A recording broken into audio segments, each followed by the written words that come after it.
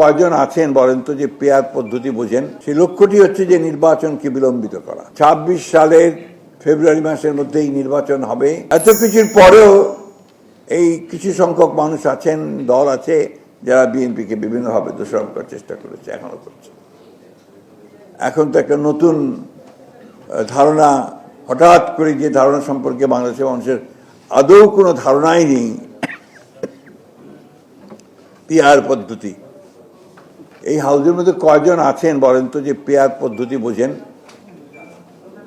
আছেন নাকি? তো সেই পদ্ধতি তারা, যদিও সংস্কার কমিশন সেটা নিয়ে আসেনি, সংস্কারের যে যারা দায়িত্বে আছেন তারা আনেননি, কয়েকটি রাজনৈতিক দল সেই পদ্ধতি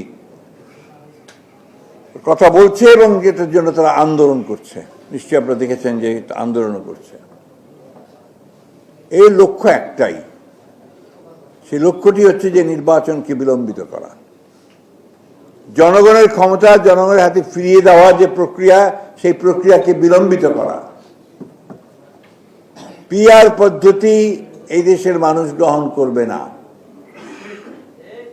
আমাদের দলের পক্ষ থেকে তো আমরা স্পষ্ট বলেছি, এখন বলছি জনগণই এই পদ্ধতি গ্রহণ করবে না।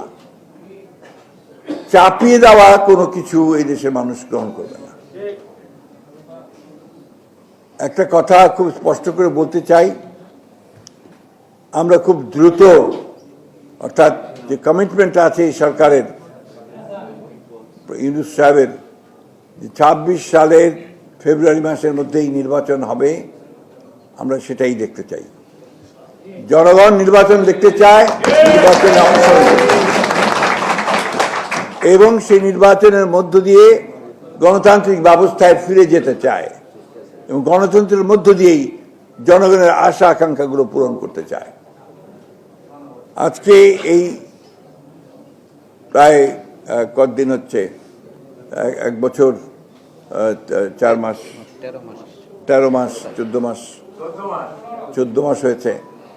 এই ১৪ মাসে রাতারাতি আলাউদ্দিনের চেরাগের মধ্য দিয়ে বাংলাদেশকে একটা খুব সুন্দর বানিয়ে ফেলবে, এই আশা জনগণ করে না এই সরকারের কাছ থেকে।